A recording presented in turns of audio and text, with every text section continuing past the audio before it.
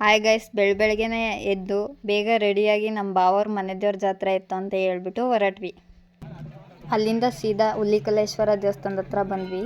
ಅಲ್ಲಿ ತೇರ್ನೆಲ್ಲ ರೆಡಿ ಮಾಡಿ ನಿಲ್ಸಿದ್ರು. ಅದನ್ನು ನೋಡ್ಕೊಬಿಟ್ಟು ಸೀದಾ ದೇವಸ್ಥಾನದೊಳಗಡೆ ಹೋಗಿ ದರ್ಶನ ಮಾಡ್ಕೊಬಂದ್ವು. ಅಲ್ಲಿಂದ ಹೊರಗೆ ಬಂದರೆ ವೀರಗಸವರೆಲ್ಲ ಕುಂದ್ಕೊಂಡು ದೇವ್ರನ್ನ ಕೆಂಡೋತ್ಸವಕ್ಕೆ ಅಂತ ಕರ್ಕೊಬರ್ತಿದ್ರು. ಅದನ್ನು ನೋಡ್ಕೊಂಡು ನಿಂತಿದ್ವಿ.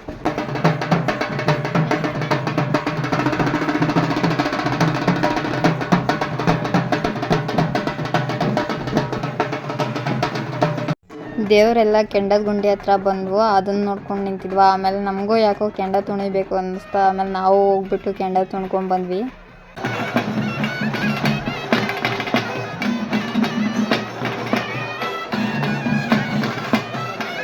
ಕೆಂಡ ತುಣ್ಕೊಂಡು ಎಲ್ಲ ಜಾತ್ರೆ ಒಳಗಡೆ ಹೋದ್ವಿ. ಆದರೆ ₹1 ಜಾತ್ರೆಯಲ್ಲಿ ಏನೋ ತಗೊಳ್ಳಿಲ್ಲ. ಸೀದಾ ಕಬ್ನಲ್ಲಿ ಕುಡಿಯೋ ತಗೋಗ್ಬಿಟ್ಟು ಕಬ್ನಲ್ಲಿ ಕುಡ್ಕೊಂಡು ಮತ್ತೆ ತೇರು ಎಳಿತಿದ್ರು ಅಂತ ಹೇಳ್ಬಿಟ್ಟು ತೇರು ನೋಡೋಣ ಅಂತ ಹೋದ್ವಿ.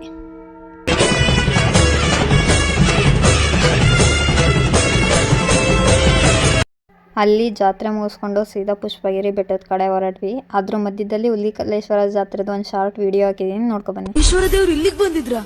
ಇಲ್ಲಿಗೆ ಬಂದದ್ ಮಾತ್ರ ಅಲ್ಲ, ಇಲ್ಲೇ ನೆಲೆಸಿದ್ರು. ಈಗ ಸಹ ಇದ್ದಾರಾ?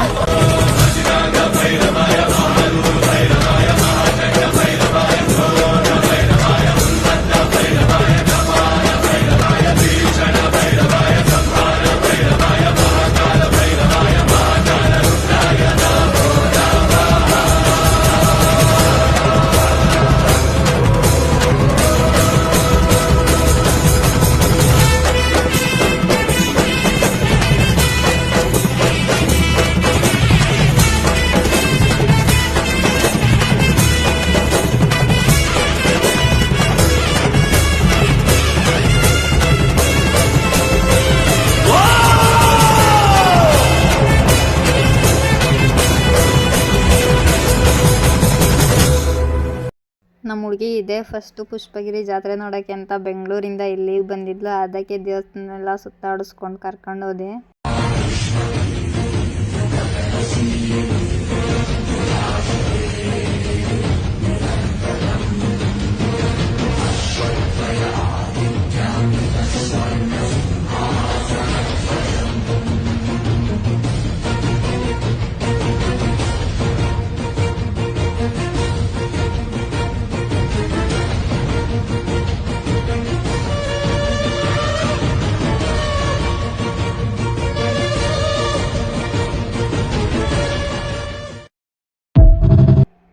ಇವತ್ತಿನ ವ್ಲಾಗ್ ಇಷ್ಟ ಆಯ್ತು. ಬಾಯ್ ಬಾಯ್.